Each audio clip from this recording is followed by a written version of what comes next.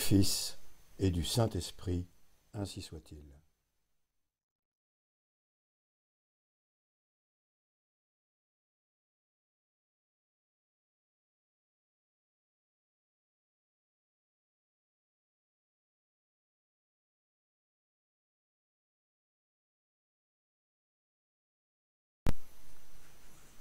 Voilà, lecture de la 4e lettre du livre de Monseigneur Gaume, l'Angélus au XIXe siècle. Cette lettre a été écrite le 5 juin 1872 et elle a pour titre Histoire de l'Angélus. En fait, elle commence une série de lettres qui vont nous informer sur l'histoire de l'Angélus jusqu'à la lettre 9 incluse. Et la 10e lettre inaugurera la composition de l'Angélus. Voilà, ouvrez les guillemets donc. L'Angélus se compose de la prière et du son de la cloche qui l'accompagne. De la réunion de ces deux éléments résulte une création complètement inconnue du monde païen et que le monde chrétien n'admirera jamais assez. Afin de mettre dans notre correspondance toute la clarté désirable, occupons-nous de la prière. Mais avant de commencer, un mot sur la formule de l'Angélus.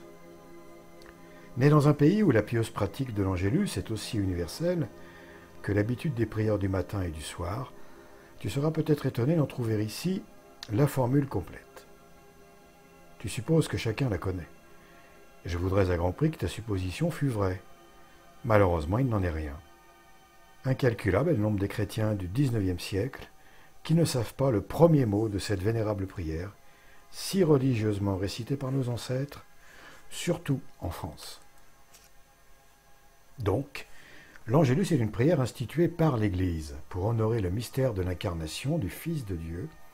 Par conséquent, la maternité divine de Marie, ainsi que la rédemption du genre humain, et rappeler à toutes les générations les immenses bienfaits dont ce mystère a été et dont il continue d'être la source.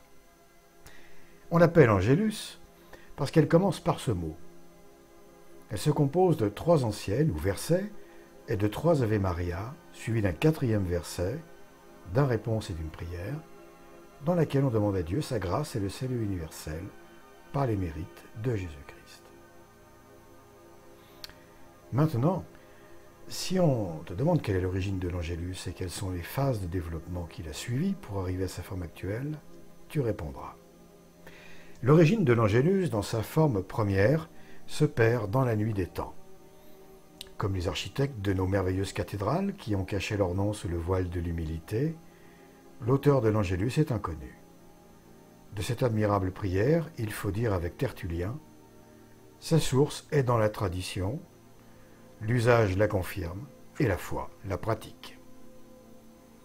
C'est par degrés qu'elle est arrivée à sa formation complète. Rien n'est plus juste que ta réponse. Une fois de plus, elle constate la grande loi qui préside au gouvernement du monde. Dans l'ordre moral comme dans l'ordre matériel, rien ne se fait par soubresaut et tout d'un coup. La Providence atteint son but avec autant de douceur que de force. Tous les êtres arrivent à leur perfection par des progrès insensibles. L'aube précède l'aurore, l'aurore précède le soleil. La feuille précède la fleur précède le fruit, et l'homme parcourt successivement les différents âges de la vie. De cette loi, nous trouvons un exemple dans le législateur lui-même. Bien qu'en lui habitât corporellement toute la plénitude de la divinité, le Verbe fait chair ne manifeste que par degrés les trésors infinis de sagesse et de grâce qui étaient en lui. De là vient ce que nous lisons dans l'Évangile. Jésus croissait en sagesse et en âge et en grâce devant Dieu et devant les hommes. Il en est de même de l'Église et des institutions salutaires dont le germe fut déposé dans son sein au jour de la Pentecôte. Ainsi, la plupart des éléments de ce compose l'Angélus sont d'origine évangélique, mais leur réunion est l'œuvre des siècles. Il faut en dire autant de l'habitude de le réciter plusieurs fois par jour. À ma connaissance, les premiers vestiges de cette réunion et de cette habitude se trouvent dans les faits suivants par lesquels je vais commencer la généalogie de l'Angélus. Tu sauras d'abord que la partie de l'Angélus qui a été récitée la première est la salutation angélique. Il n'en pouvait être autrement. Dès l'origine, l'Église témoigna la plus tendre dévotion et la plus grande confiance à celle qui veilla sur son berceau et qui fut la mère de son divin fondateur. Laissée à la piété des fidèles, cette prière devint obligatoire pour les prêtres. Un décret du pape Saint Grégoire le Grand ordonne que l'Ave Maria soit récitée par les prêtres le premier dimanche de l'Avent à l'offertoire de la messe. Au XIIIe siècle, il devait, ainsi que le pater, précéder et suivre la récitation de l'office. C'était, dit le célèbre évêque de Mende, Guillaume Durand, en vertu d'une double coutume fondée sur deux belles raisons. Avant l'office, on le récite afin de conserver dans le recueillement l'esprit du prêtre en prière, car les mouches mourant, c'est-à-dire les distractions, gâtent le parfum des aromates. Après l'office, on le dit pour empêcher le démon de venir enlever du cœur du prêtre le bon grain qu'il a reçu. Toutefois, la salutation angélique n'était pas aussi complète qu'elle l'est aujourd'hui. Dans l'Église latine, elle se composait seulement des paroles de l'ange et de sainte Élisabeth. Ce fut le pape Urbain IV qui, en 1263, ajouta le nom de Jésus à la dernière phrase, comme la piété catholique avait ajouté à la première le nom de Marie. Quant à la seconde partie de l'Ave Maria, Sainte Marie, Mère de Dieu, priez pour nous pauvres pécheurs, maintenant et à l'heure de notre mort, ainsi soit-il, on ne la trouve complète nulle part avant l'an 1508. C'est alors qu'on commença de dire « Sainte Marie, priez pour nous pécheurs, ainsi soit-il ». Les enfants de saint François d'Assise ajoutèrent « Maintenant et à l'heure de notre mort, ainsi soit-il ». La preuve en est dans leur bréviaire, édité en 1515. Comme nous le verrons dans la suite de notre correspondance, le pape Saint Pie V confirma, quelques années plus tard, ces pieuses additions, en les faisant insérer dans le bréviaire romain. Telle est, en peu de mots, la formation de notre Ave Maria dans l'Église d'Occident. Plus avancée que sa sœur était l'Église d'Orient. La partie de l'Ave Maria, qui comprend les paroles de Gabriel et d'Élisabeth, se trouve dans les très anciennes liturgies de Saint Jacques et de Saint Basile. La seconde partie, Sainte Marie, Mère de Dieu, priez pour nous pauvres pécheurs, remonterait au concile d'Éphèse, dans les premières années du Ve siècle. Ce nouvel élément de l'Ave Maria se développa rapidement au point que, vers le milieu du VIIe siècle, en 641, il était devenu la salutation angélique, à peu près telle que nous la récitons. Dans un ouvrage que je recommande, le traité des rites du baptême, qui fut rédigé à cette époque par Sévère, patriarche d'Alexandrie, on trouve cette formule. Ouvrez les guillemets. Paix à vous, Marie, pleine de grâce, le Seigneur est avec vous. Vous êtes bénie entre les femmes, et béni est le fruit qui est dans votre sein, Jésus-Christ. Sainte Marie, Mère de Dieu, priez pour nous, dis-je, pécheurs. Ainsi soit-il. Fermez les guillemets. Peu de temps après, cette belle prière fut connue de l'Occident. Si tu veux t'en convaincre, parcours la vie de saint Ildefonse, archevêque de Tolède, écrite par l'évêque Julien, il y a plus de 850 ans. Toutefois, aucun monument, à moins connu, ne prouve qu'elle ait été d'un usage général dans l'Église latine, parmi les fidèles, avant le XIe siècle.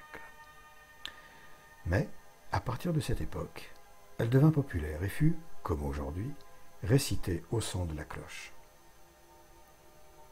Je laisse parler un savant bénédictin du XVIe siècle. Ouvrez les guillemets.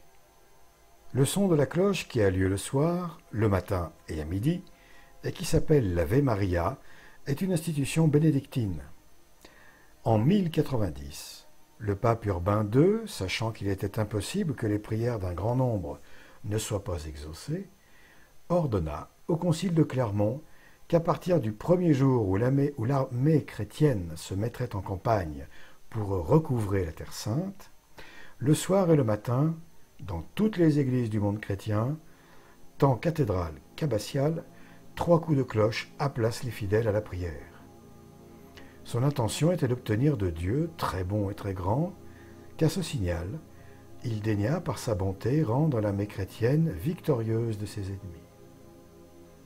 Comme aussi de faire miséricorde à ceux qui, dans une entreprise si pieuse, seraient morts en sacrifiant leurs biens et leur vie pour la défense de la foi. La voix du Saint-Père fut entendue, car alors il n'y avait point de Gallican dans l'Église. Aussi, en 1195, Eudes de Sully, évêque de Paris, veut que les prêtres ne cessent d'exhorter les fidèles à apprendre la salutation angélique. Les prêtres de Paris, on n'en peut douter, se conformèrent à l'ordre de leur évêque. Non seulement le peuple apprit l'Ave Maria, mais la récitation en devint populaire, comme nous le verrons bientôt. Il en fut ainsi jusqu'à la première partie du XIIIe siècle. À cette époque, le pape Grégoire IX, de glorieuse mémoire, s'apercevant d'un certain ralentissement dans la récitation de l'Angélus. De plus, se voyant attaqué par l'empereur allemand Frédéric II, ordonna de nouveau que la salutation angélique serait récitée 3 fois, au son de la cloche, le matin et le soir, à genoux et par tout le monde. La Constitution est de 1239. En la publiant, le Saint Pontife ne fait que suivre l'exemple de son prédécesseur, Urbain II. Dans toutes les nécessités de l'Église, les papes ont recours à la mère de celui dont ils sont les vicaires. Cette grande leçon de politique divine ne s'est jamais perdue. En passant par Saint Pie V, le vainqueur de l'épante, elle arrive à Pie IX. Notre immortel pontife ayant à lutter, pour lui et pour la société tout entière, contre la révolution déchaînée, fait, avec la puissante Reine du Ciel, l'alliance la plus solennelle par la proclamation du dogme de l'Immaculée Conception. Je termine ma lettre par un trait digne de ton attention. Les catholiques ont toujours aimé, invoqué, honoré Marie, comme des enfants aiment, invoquent, honorent une mère dont la puissance égale la bonté. Les hérétiques, au contraire, ont toujours été les ennemis de la Sainte Vierge, et cela pour cause, c'est elle qui a écrasé la tête de leur père. Tu ne seras donc pas surpris que la récitation de plus en plus générale de l'Ave Maria les offusqua singulièrement. Ainsi, les Vaudois s'étaient fait une loi de ne jamais la réciter. Quand on voulait les connaître, on se contentait de leur demander « Dites-vous l'Ave Maria ?» Un mouvement de tête, de droite à gauche et de gauche à droite, était leur réponse, et cette réponse les trahissait. Les protestants de nos jours ont hérité de leurs prédécesseurs la haine de la Sainte Vierge. Non seulement ils ne l'invoquent pas, mais ils la blasphèment. Bon chien chasse de race.